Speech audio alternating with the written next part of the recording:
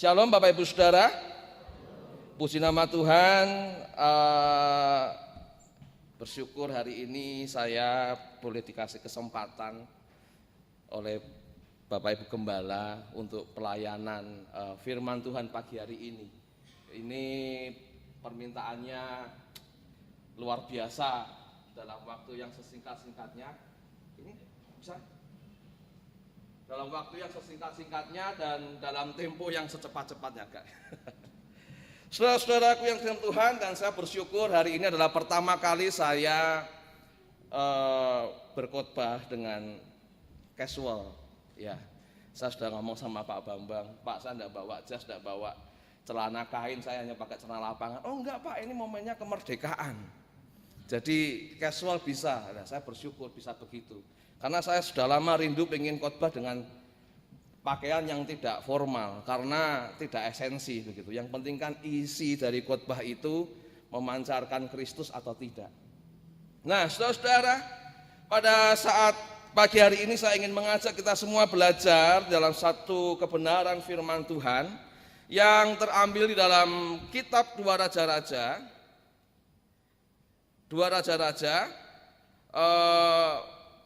Pasal yang kelima, ayat yang ke-1 dan yang sampai ke-7. Ya, tema khotbah kita hari ini adalah dimerdekakan dari tawanan dosa. Ya, Dua Raja-Raja, pasal yang kelima, ayat yang pertama sampai dengan yang ke-7. Izinkan saya mengundang Bapak Ibu Saudara sekalian untuk bangkit berdiri untuk menghormati kebenaran firman Tuhan pagi hari ini. Saya akan bacakan untuk kita sekalian Dua Raja-Raja pasal yang kelima, ayat yang pertama sampai dengan yang ke-7. Demikian bunyi firman Tuhan. Naaman, panglima Raja Aram, adalah seorang terpandang di hadapan tuannya dan sangat disayangi, sebab oleh dia Tuhan telah memberikan kemenangan kepada orang Aram. Tetapi orang itu seorang pahlawan tentara, sakit kusta.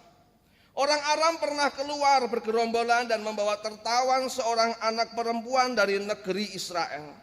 Ia menjadi pelayan pada istri Naaman. Berkatalah gadis itu kepada nyonyanya, sekiranya tuanku menghadap nabi yang di Samaria itu, maka tentulah nabi itu akan menyembuhkan dia dari penyakitnya.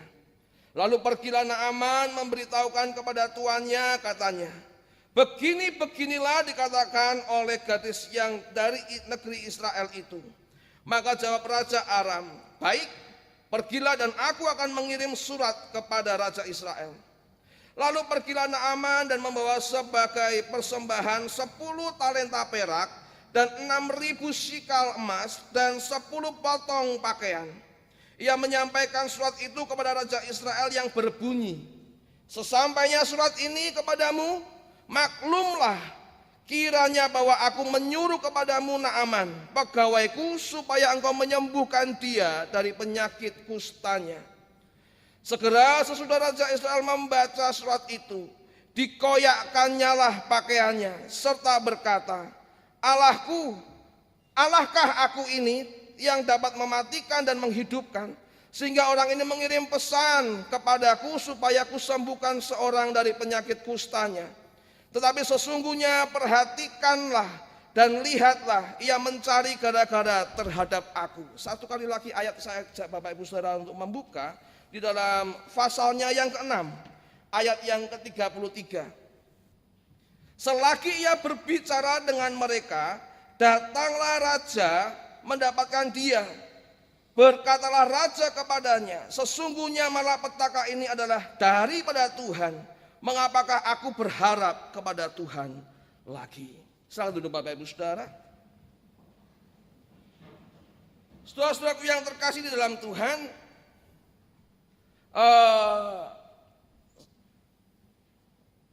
ini untuk slide selanjutnya.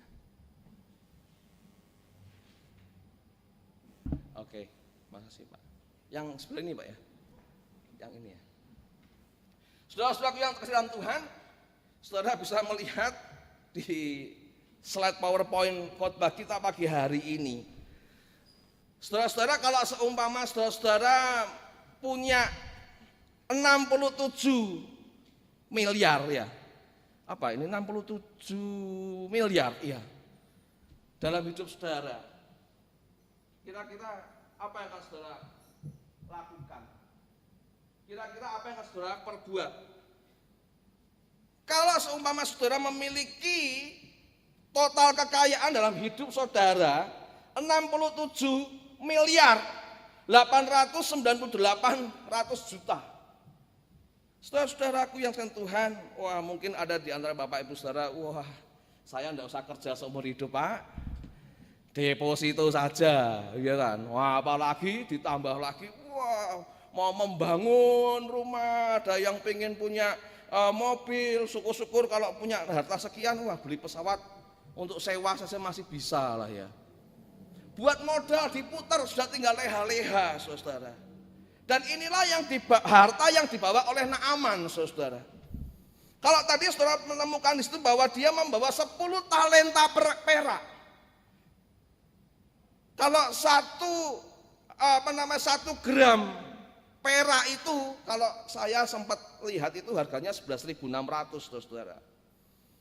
Kalau satu talenta itu 34 kilogram, berarti totalnya yang dibawa peraknya itu 3 M. Nyaris 4 M saudara. Belum lagi kalau dia membawa di situ 6.000 sikal. Kalau 1 sikal itu beratnya 11,4 gram. Kalau harga emas dulu sekitar 935, enggak tahu kalau sekarang berapa harga emas 1 gram Bapak Ibu? Ada yang hafal? 1 juta lebih ya. Saudara bisa bayangkan berapa kekayaan yang dibawa oleh Naaman ke tanah Israel. Kira-kiranya Bapak Ibu Saudara mau punya harta sebanyak ini? Siapa yang mau angkat tangan? Wah mau ya, 67 M. Siapa yang enggak mau? Cuman syaratnya satu, kena kusta, mau? Ada yang mau? Enggak apa-apa dapat 67 M. Iya enggak apa-apa, tapi kena kusta. Ada yang mau? Saya rasa enggak mau saudara-saudara. Mending enggak punya duit Pak daripada kena kusta. Saudara-saudaraku yang kasih dalam Tuhan, kita mau belajar tentang Naaman ini saudara-saudara. Orang yang kaya raya ini yang membawa berpuluh-puluh M hartanya, tetapi tidak ada artinya ketika dia terkena sakit kusta. Saudara-saudara, Naaman ini adalah seorang yang terpandang, terhormat di hadapan tuannya. Panglima. Dia panglima, saudara. Bahkan di dalam firman Tuhan katakan Tuhan memakai dia untuk memberi kemenangan kepada bangsa Aram. Naaman adalah seorang yang sangat disayangi tuannya. Terlebih lagi saudara-saudara, di dalam tradisi Yahudi kuno, ya, di dalam tradisi Yahudi kuno, kalau Bapak Ibu Saudara ingat kisah tentang Ahab yang perang, ya, Raja Ahab berperang, lalu kan dia kan mati di keretanya tuh ya, karena gara-gara terkena panah. Nah, firman Tuhan katakan panah itu ditembakkan sembarangan, sehingga salah satu panah yang ditembakkan sembarangan itu masuk di sela-sela baju sirahnya Raja Ahab. Nah, menurut tradisi kuno itu panahnya si Naaman. Jadi tradisi Yahudi kuno itu mengatakan ini panahnya Naaman. Mungkin kita berpikir, tahu dari mana? Kalau itu panahnya Naaman. Nah, mungkin zaman dahulu Bapak Ibu Saudara, prajurit-prajurit itu kalau membuat panah dikasih inisial panahnya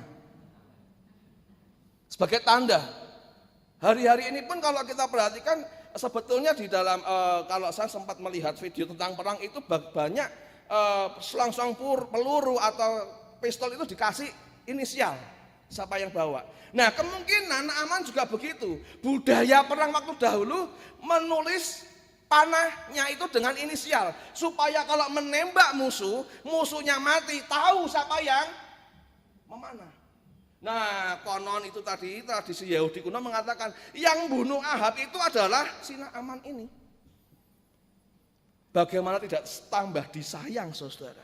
Seorang yang kaya, impian banyak pria. Siapa yang pria tidak pingin seperti ini? Punya pangkat, ya toh? Asal jangan seperti yang baru ngetren, ya kan? Wah, ada bintang, wah semuanya serba, wah. Ini impian banyak pria. Jujur aja deh para pria. Mesti mengimpikan kapan ya punya kuasa, kapan punya kekayaan dan lain sebagainya. Tetapi persoalannya adalah Naaman sakit kusta. Naaman sakit kusta. Dan kusta itu sama dengan orang mati yang hidup. Saudara bisa kebayang enggak sih? Orang hidup tapi mati gitu loh. Sepertinya hidup tapi sebetulnya sudah mati, enggak cepat atau lambat pasti mati. Itulah kusta. Setiap saraf-saraf, sel-sel di dalam bagian tubuhnya itu akan hancur dengan sendirinya. Lama-lama pasti mati. Itulah kusta, saudara. Dan prajurit yang paling rendah pun nggak mau tukar posisi dengan Naaman. Jangankan tukar posisi, dikasih bajunya Naaman itu loh, nggak mau. Padahal jenderalnya, panglimanya, ini tak kasih jubahku, ini tak kasih pangkatku. Prajurit yang paling rendah sekalipun nggak mau, saudara. Saudara bisa bayangkan betapa hancurnya kehidupan Naaman.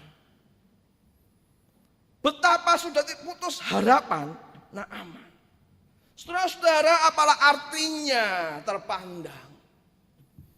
Apalah artinya terpandang menjadi yang sangat disayang, menjadi seseorang pahlawan dan memiliki kekayaan, tetapi yang dunianya hidup tetapi mati. Apa fungsinya kekayaan itu? Apa fungsinya terpandang itu? Apa fungsinya? Apalah artinya status yang paling disayang, yang paling kaya, tetapi dalam kondisi mati? Itulah yang dirasakan oleh Naaman, saudara. Seluruh prestasi yang didapatnya menjadi tidak ada artinya ketika ia harus mengalami sakit kusta. Jabatan setinggi apapun yang sudah Naaman raih, nggak ada artinya ketika ia tahu dirinya mengalami kusta. Kalau dengan demikian, saudara-saudara, lalu kira-kiranya jika diminta memilih, mana yang akan Anda pilih? Menjadi Naaman yang kaya, penuh kuasa, punya jabatan, atau anak perempuan yang dia tawan? Wah, kalau saya mending jadi anak perempuan yang ditawan itu, Pak. Enggak apa-apalah ditawan. Asal tidak sakit kusta. Saya rasa itu banyak menjadi pilihan bagi orang-orang. Nah, saudara-saudara, kita melihat ini anak perempuan yang ditawan ini, saudara-saudara. Seorang anak perempuan yang mungkin terpisah dari keluarganya. Enggak enak, saudara. Ini anak perempuan masih gadis yang seharusnya masih senang-senangnya dengan papah mamahnya, yang seharusnya masih haus belayan orang tuanya. Karena peperangan, anak gadis ini ditawan oleh bangsa Aram. Kebebasannya terbelenggu. Nah, ini yang tadi memilih jadi gadis tawanan, ya. Kalau jadi Naaman enggak mau, Pak, kusta gitu ya. Jadi gadis tawanan ini, ya, kebebasannya terbelenggu, jauh dari tanah kelahirannya, dan bisa saja gadis ini menyimpan dendam dan amarah karena ia dibuat menderita oleh bangsa Aram. Tetapi apakah gadis ini lantas balas dendam? ben babahno kayak juraganku ben mati sisan. Gitu. Dah biarin aja, syukur salahnya kamu menyerang tanahku. Suruh siapa kamu jadikan aku tawanan? Aku dipisahkan dari orang tuaku. Andai kata gadis ini melihat orang tuanya mati dibunuh oleh bangsa Aram, mungkin gadis ini juga mengatakan, engkau yang merenggut nyawa orang tuaku. Engkau yang merebut belas kasih orang tuaku kepadaku dari hidupku. Bisa muncul kepahitan, saudara. Ada berapa banyak orang yang mengalami seperti ini. Menyalahkan kondisi, menyalahkan keadaan. Sehingga pada akhirnya yang ada muncul kepahitan.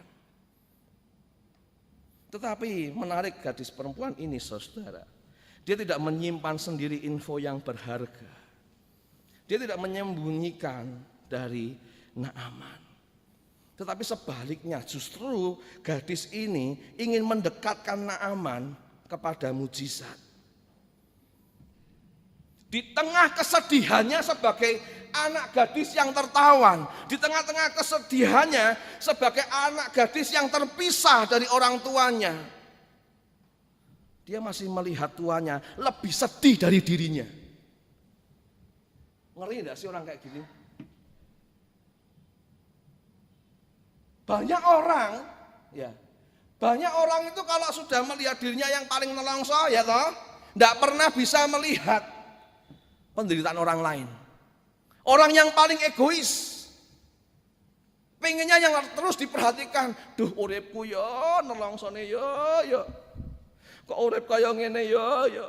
Sehingga tidak mau apa-apa, hanya menangisi nasib, menangisi diri. Tetapi anak gadis ini saudara, di dalam kesedihannya ia masih melihat tuanya lebih sedih dari dirinya. Dan di tengah-tengah kesedihannya sebagai budak tawanan, ia masih tidak rela melihat tuannya yang menawannya sedih. Ini orang model luar biasa, saudara. Sudah jadi budak, jadi tawanan, penuh dengan kesedihan, tetapi dia masih tidak rela melihat tuannya yang menawannya, yang menjadikan dia budak mengalami kesedihan. Dan nama gadis ini tidak pernah diketahui siapa namanya. Enggak ada yang tahu. Di dalam Alkitab enggak ada tulisannya, enggak ada identitas nama gadis ini, enggak ada, saudara. Tetapi saudara perhatikan, melalui gadis tawanan ini yang tidak memiliki nama ini, justru nama Allah Israel dikenal. Nah, celakanya saudara, ketika bangsa Aram ini minta kepada Raja Yoram, setelah dikirimi surat, yang dilihat, reaksi yang dilakukan oleh Raja Yoram itu betul-betul seperti orang yang tidak punya Allah, padahal Israel ada Allah, ada Nabi.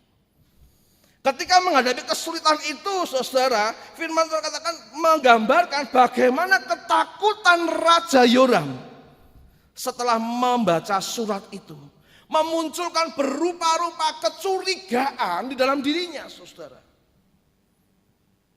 Paranoidnya mulai muncul. Diawali dari rasa takut. Mengapa Raja Yoram takut? Karena ia tidak pernah menyadari bahwa ada nabi, ada hamba Allah di Israel. Saya percaya di sini tidak ada, tapi di sana sini ada, saudara. Jemaat yang mengalami ketakutan ketika menghadapi persoalan, karena tidak pernah menyadari bahwa ada abdi Allah di gerejanya. Sehingga banyak akhirnya lupa kalau bapak pendetanya, bapak gembalanya sering mengkhotbahkan tentang pertolongan Tuhan. Sering menunjukkan karya Allah. Tetapi karena rasa takut yang begitu menguasai, membuat Raja Yoram ini jadi paranoid berlebihan. Jemaat Tuhan sini nggak ada ya. Kalau ada masalah yang diingat siapa? Malah Pak Bambang Pak gitu. Malah gembalanya gitu. Pak tolong Pak. Saudara-saudara yang dalam Tuhan. Dan parahnya lagi saudara. Ya. Raja Yoram ini tidak pernah menyadari bahwa ada Allah di tengah-tengah bangsa Israel. Nggak pernah menyadari bahwa Israel ini adalah milik kepunyaan Allah, kesayangan Tuhan. Karena Raja Yoram sudah terlalu jauh meninggalkan Tuhan dan tidak mau percaya kepada Allah Israel. Sebaliknya, ia selalu menyalahkan Tuhan karena segala malapetaka dan tidak ingin berpengharapan kepada Tuhan. Tadi sudah dengar ya, sudah baca ya di dalam 2 Raja-Raja 6:33. Bagaimana Yoram sudah memutuskan, aku nggak mau lagi punya pengharapan kepada Allah. Sebetulnya ketiga tokoh pagi hari ini yang kita lihat sama-sama sedang mengalami ketertawanan. Naaman tertawan karena kustanya. Anak gadis perempuan tertawan menjadi budak Naaman. Dan Raja Yoram tertawan di dalam ketakutannya. Mungkin kita sama seperti Yoram, Raja Israel yang sudah lama menjauh dari Tuhan. Mungkin kita sudah mulai tidak percaya lagi dengan Allah. Sehingga kita mudah marah, mudah curiga, dan damai sejahtera pun hilang dari dalam diri kita. Walaupun demikian saudara, Allah masih begitu peduli untuk saudara dan saya. Ini dibuktikan melalui pengorbanan Tuhan yang turun dari surga untuk mendamaikan kita dengan Allah. Ya. 3 tokoh pagi hari ini yang kita pelajari adalah bagaimana Naaman tertawan oleh kustahnya, anak gadis tertawan jadi budak, dan Raja Yoram yang tertawan karena ketakutannya dan tidak mau lagi berpengharapan kepada Tuhan. Lalu bagaimana Pak? Saudara-saudara, ini sebetulnya merupakan sebuah gambaran tentang kondisi manusia sesungguhnya. Makanya hari ini saya sampaikan kepada Bapak Ibu Saudara terkasih dalam Tuhan. Apalah artinya kekayaan, kehormatan, kedudukan, kepandaian, bahkan kemerdekaan yang kita dapat jika dosa masih berkuasa dalam diri saudara dan saya. Buat apa kekayaanmu? Buat apa kepandaianmu? Buat apa kehormatanmu? Buat apa kedudukanmu? Buat apa kemerdekaan yang kau dapatkan? Kalau engkau dan aku masih dikuasai oleh dosa. Sia-sia saudara. Percuma. Nggak ada artinya. Mau setinggi apapun jabatan saudara, kalau dosa masih menguasai hidup saudara, nggak ada artinya. Sepandai apapun kepandaian yang sudah miliki, percuma kalau dosa masih menguasai. Bahkan kemerdekaan hidup kita akan percuma kalau dosa masih menguasai, saudara. Itu sama seperti Naaman si pahlawan yang terhormat, yang kaya dan disayang raja, tetapi sakit kusta. Itu sama seperti kita yang kaya ya, yang terhormat, tetapi masih ada dosa yang menguasai kita. Itu sama seperti anak perempuan tawanan, saudara. Yang walaupun sudah berbuat baik enggak ini perempuan? Memberikan info tentang keselamatan, ada seorang yang bisa memberikan mujizat, baik enggak? Baik, saudara. Tetapi kalau masih jadi tawanan seumur hidup, ya sia-sia, saudara. Ini sama sebenarnya perempuan tawanan yang walaupun sudah berbuat baik, tetapi tetap menjadi tawanan seumur hidup. Berapa banyak di sini? Oh, di sini nggak ada ya. Di sana sini banyak, saudara. Jemaat itu berusaha berbuat baik, tetapi kehidupannya masih menjadi tawanan dosa. Dari luar terlihat ramah, iya Bapak, puji Tuhan. Tapi begitu tidak ada orang, dosanya yang menguasai. Di depan orang bisa lembut, bisa halus. Di gereja Bapak Ibu, wah mungkin bisa ramah. Tapi begitu sampai di rumah, bagaimana suami istri? Masih ada lembut? Atau sudah mulai lempar-lemparan piring? Saudara, ini sama seperti perempuan yang baik ini, tetapi masih jadi tawanan seumur hidup. Sia-sia, saudara. Dan ini sama seperti Raja Yoram yang ketakutan dan penuh curiga dalam hidupnya, termasuk curiga kepada Allah, bahkan tidak memiliki pengharapan di dalam Tuhan. Inilah kondisi manusia yang sudah jatuh ke dalam dosa. Ini kondisi manusia yang sudah jatuh ke dalam dosa. Semua yang dilakukan, semua yang dimiliki tidak akan ada artinya. Percuma, sia-sia. Lalu bagaimana solusinya, Pak? Apa solusinya buat kami untuk menghadapi ini semua? Solusinya hanya ada satu, saudara. Yaitu apa? Yaitu apa? Injil. Injil adalah solusi satu-satunya dalam hidup saudara. Solusi, jalan keluar satu-satunya dalam hidup kita adalah Injil. Oleh sebab itu saudara-saudara, saya selalu di dalam khotbah berusaha untuk mencari gospel centernya itu apa. Pusatnya kepada Injil itu apa? Saudara-saudara, Naaman adalah gambaran manusia berdosa yang rela kehilangan kekayaannya demi kesembuhan kustanya sendiri. Betul? Ketika Naaman mencari kesembuhan, apakah itu untuk orang lain? Tidak. Itu untuk kesembuhan dirinya sendiri. Ketika Naaman merelakan semua kekayaannya mungkin saat itu hanya untuk dirinya sendiri. Tetapi di dalam Injil kita bisa melihat bagaimana Yesus Kristus yang kaya rela menjadi miskin demi membebaskan manusia, saudara dan saya, dari kusta rohani, yaitu dosa. Kalau Naaman merelakan rela kehilangan kekayaannya demi kesembuhan kustanya sendiri. Tetapi Yesus Kristus yang kaya rela menjadi miskin demi membebaskan saudara dan saya dari kusta dosa yang kita miliki.